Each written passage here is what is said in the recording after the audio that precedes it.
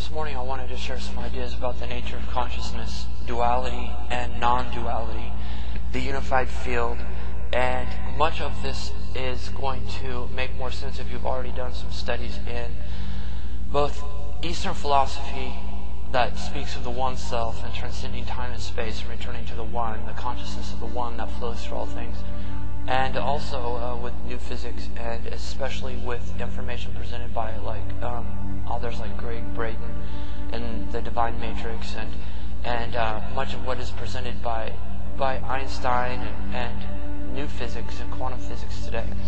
So if you don't have a basis in that understanding, this will be more difficult to grasp, although it is a pretty easy concept. Consciousness is substanceless in its nature. It is substanceless, yet it exists and it is real. It is a presence that, I guess if you were George Lucas, you'd call it the Force. If you were a Buddhist, you would call it the one self, or the nothingness from which all things flow and emerge. And this nothingness, it has endless potentials. It becomes a myriad of endless perceptions within itself that we see as time and space and duality that continuously flows out of the non-duality of the one self.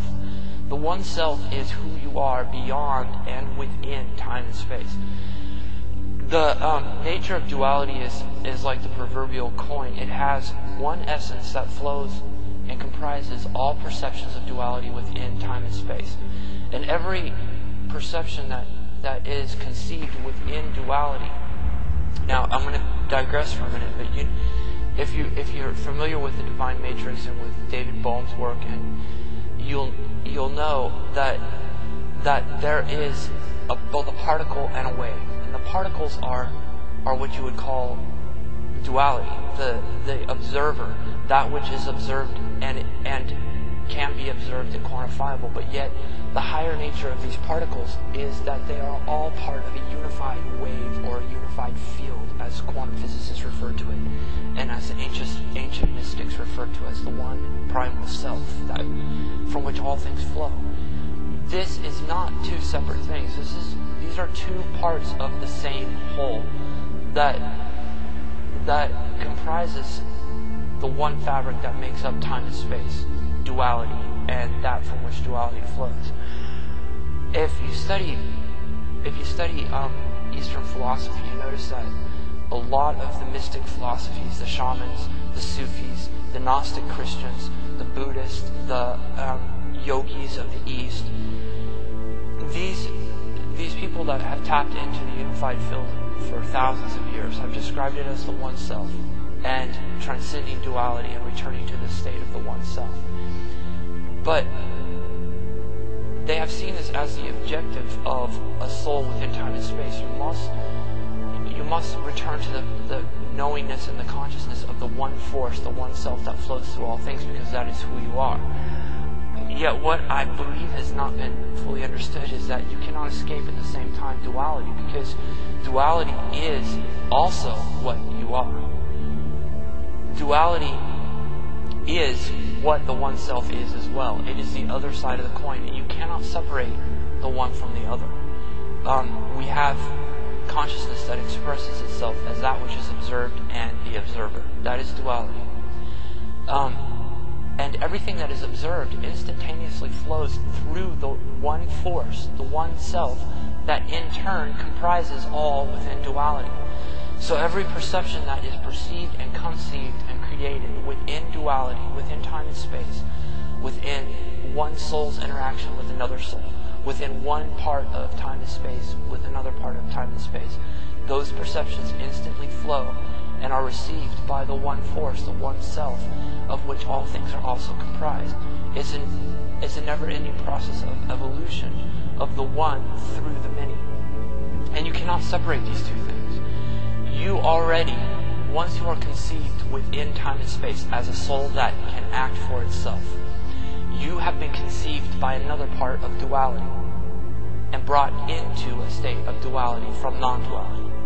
Now you are here within time and space, and you are the observer, the participator of the force that you were before that comprises all things.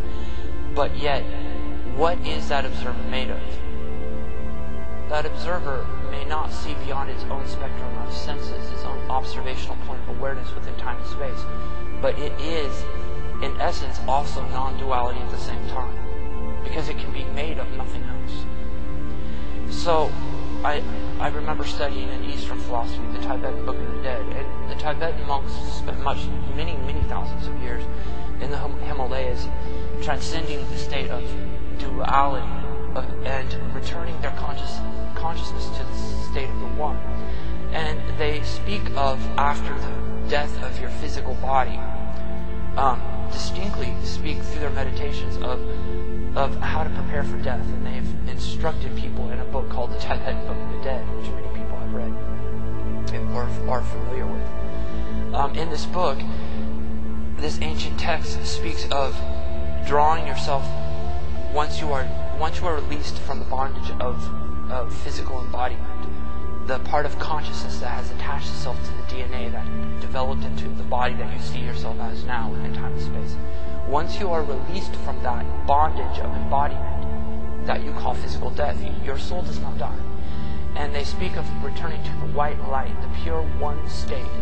And they speak of passing angels, they call demons, and it warns the traveler of not being stuck in the state of duality anymore after your physical embodiment is over in the lower realms of the astral and the physical plane that we are in right now. It's all an instruction of how to return one's conscious state back into the state of the one that flows through all things, the white light that they perceive. And they say to pass by all states of duality. Do not get lured in by the demons and the angels and all of these different figures that they have warned people about in the ancient text.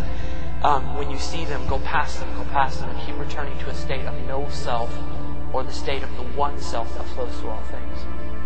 And that is fine, because that is the primal self that you were before you were brought into time and space. But the thing is, if you do not, and this is what is, they only seem to see one side of the coin and see that the non-dual is, because it flows through all things, that is what you want to be. Well, you will always be that. You are always the non-dual, even when you are within duality. You cannot escape it, because duality and relativity are created solely out of the non-dual.